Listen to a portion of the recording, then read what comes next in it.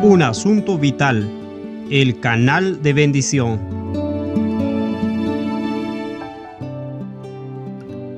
Capítulo 9.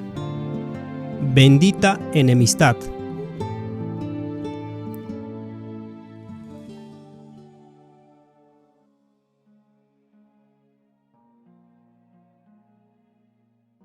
En el capítulo 7 hablamos de la filosofía que Adán y Eva estaban adoptando cuando comieron de aquel árbol.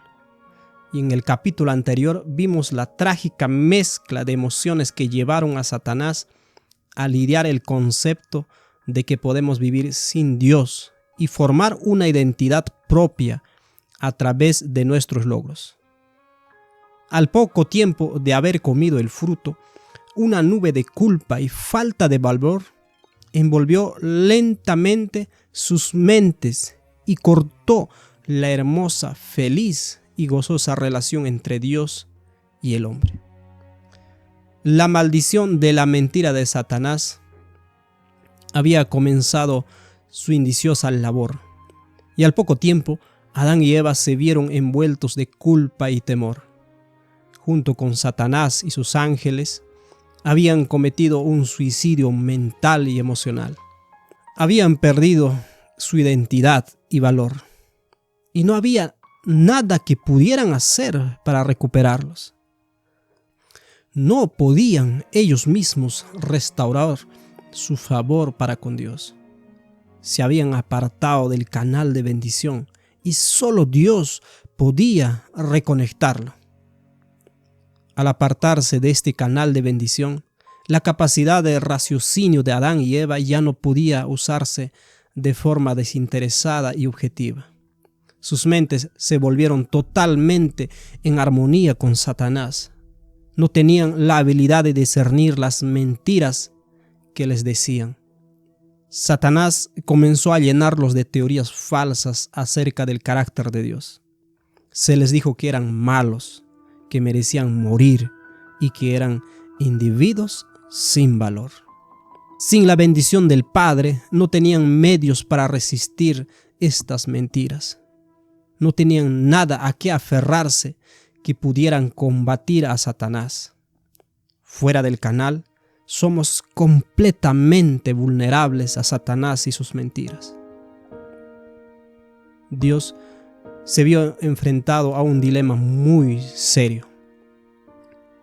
¿Cómo acercaría a ellos ahora que estaban escuchando otra voz? Cada palabra dicha por Dios ahora se interpretaba como si fuese maliciosa.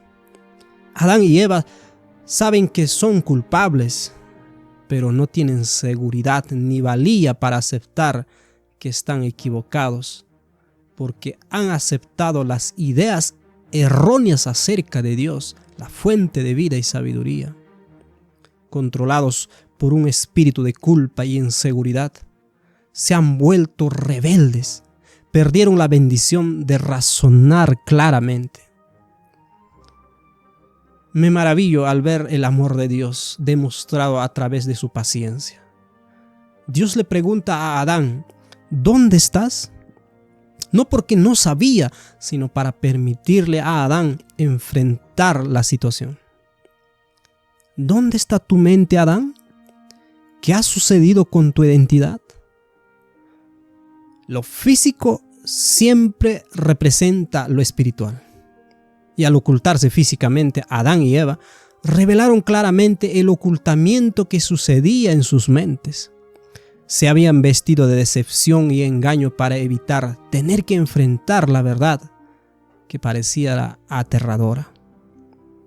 Dios está tratando de ayudarles a diagnosticar el problema para entonces poder traerles la bendecida solución. Adán respondió a la pregunta diciéndole a Dios que tenía miedo porque estaba desnudo. Esta confesión es interesante a la luz de Génesis capítulo 2, versículo 25. Leemos que estaban ambos desnudos, Adán y su mujer, y no se avergonzaban. Adán había estado desnudo antes de comer el fruto, pero no se avergonzaba. La inferencia aquí es que Adán ahora está avergonzado. La palabra hebrea buch también significa confundido, perplejo y decepcionado. Adán estaba lleno de confusión, culpa y desilusión. Estaba confundido acerca de quién era y sentía la culpa por lo que había hecho. Dios puso su dedo en la intensidad del dolor de Adán. ¿Quién te enseñó que estabas desnudo? ¿Has comido del árbol que yo te mandé no comieses? Dios no le pregunta a Adán, ¿cómo sabes que estás desnudo? Sino que le pregunta, ¿quién te enseñó que estabas desnudo? Dios estaba señalándole a Adán, al instigador de las mentiras que fueron dichas. En otras palabras, ¿quién está haciendo que huyas de mí? ¿Quién se ha interpuesto entre tú y yo? A Adán le fue directamente dirigida la pregunta, ¿has comido del árbol que yo te mandé no comieses? Esta era una simple pregunta que requería un simple sí o no. Ahora que la percepción de Adán tenía de sí mismo y de Dios se había cambiado con la mentira de la vida inherente. Estas preguntas parecían amenazadoras y invasivas para él. Las primeras palabras de acusación y rebeldía salen de la boca humana. La mujer que tú me diste por compañera, ella me dio del árbol y yo comí. En esta acusación, entre otras cosas, vemos que el canal de la relación entre Adán y Eva se ha roto y torcido completamente. En la creación, Eva fue dado como la ayuda idónea, pero ahora se la muestra como la líder y cabeza. Se la presenta como la poderosa y a Adán como la víctima indefensa. Peor aún, se presenta a Dios como el instigador de todo el problema. La mente de Adán estaba tan confundido, torcido, cegado, que su restablecimiento tendría que ser de una naturaleza muy notable.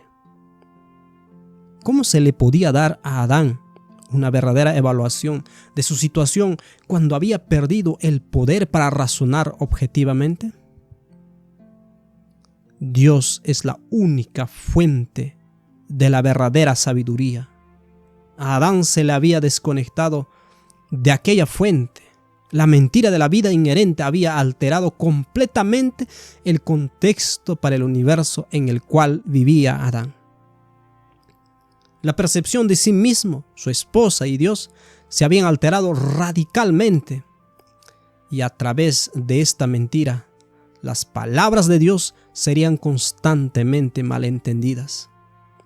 La intervención de Dios en este momento parece invasiva y dominante. Ahora es un gran fuente de vida diciéndole a una pequeña fuente de vida cómo vivir y comportarse. El hecho de que el poder de Dios es aparentemente más grande que el suyo le inspira temor. Pero el hecho de que cree que tiene una fuente propia le trae ira, resentimiento y odio. La Biblia claramente refleja esto en Romanos capítulo 8, versículo 7. Por cuanto los designios de la carne, llena de la mentira de la vida inherente, son enemistad contra Dios, porque no se sujetan a la ley de Dios, el canal de bendición, ni tampoco pueden.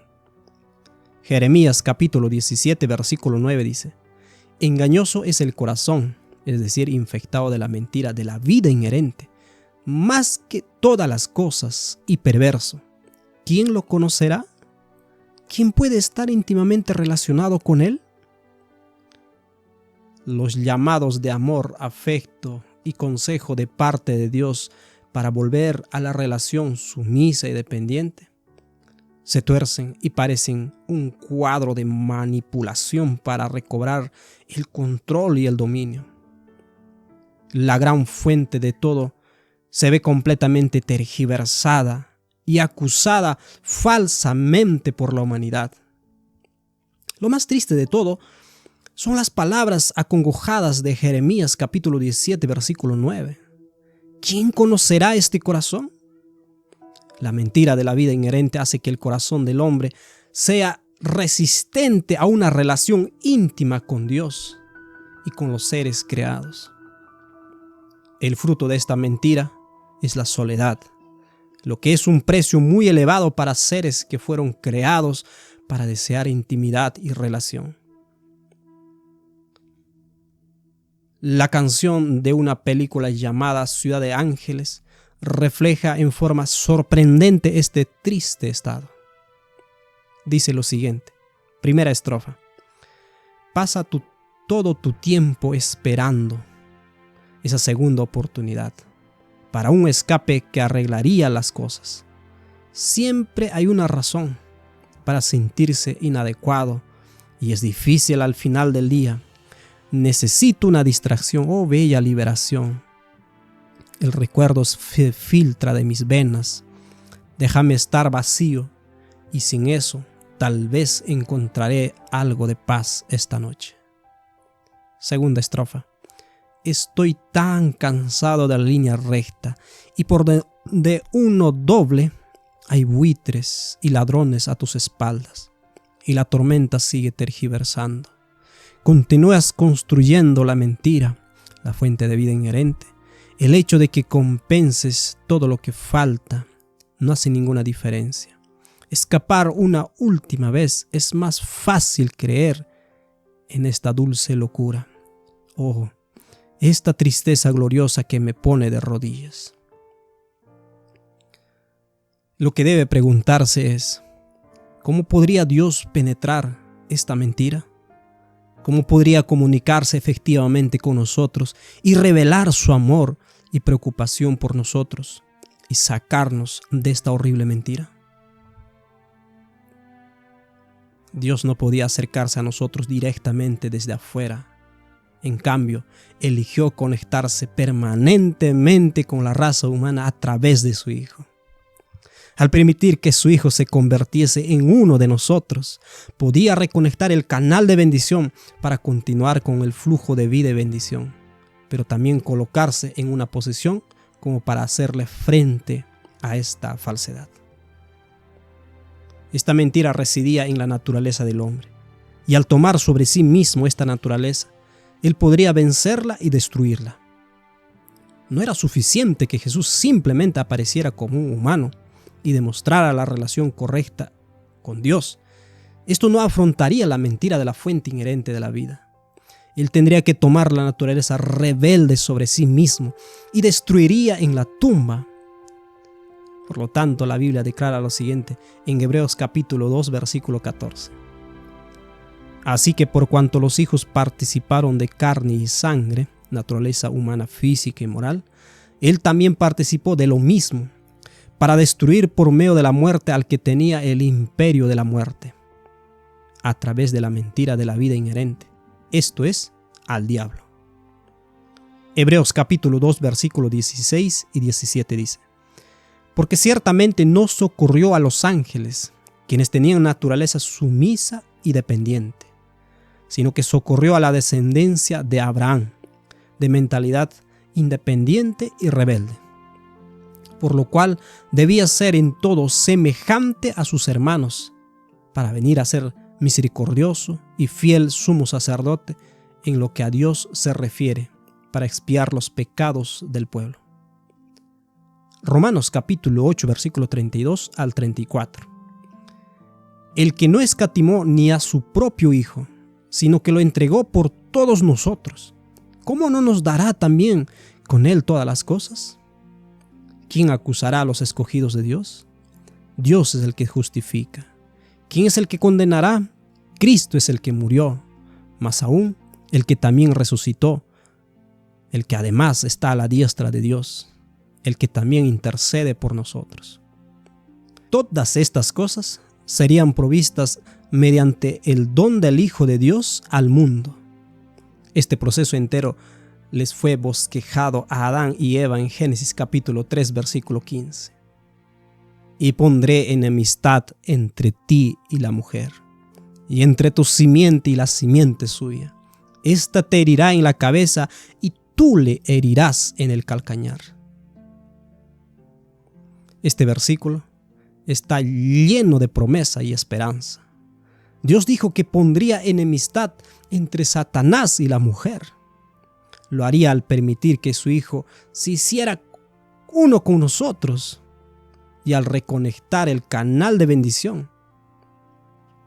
Este canal permitiría que la vida física continuara fluyendo a nosotros y además fomentaría pensamientos correctos acerca de Dios para que influyesen nuestras mentes.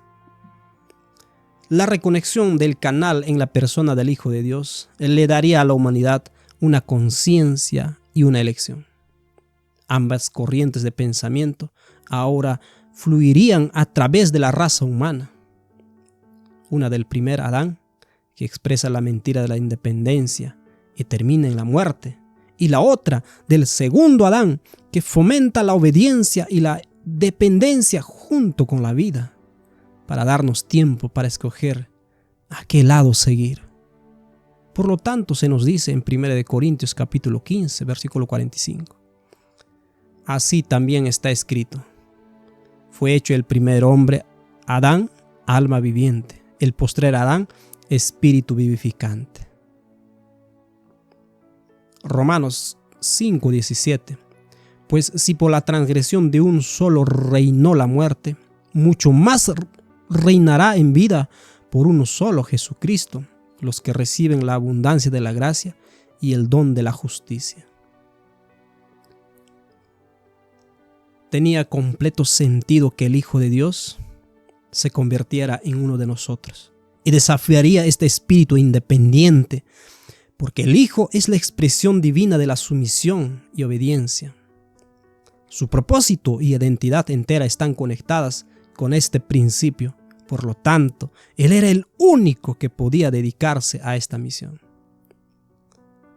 Tenemos mucho por lo cual estar agradecidos. Dios ha puesto en nuestros corazones el deseo de hacer lo correcto y el deseo de resistir el mal a través de su Hijo.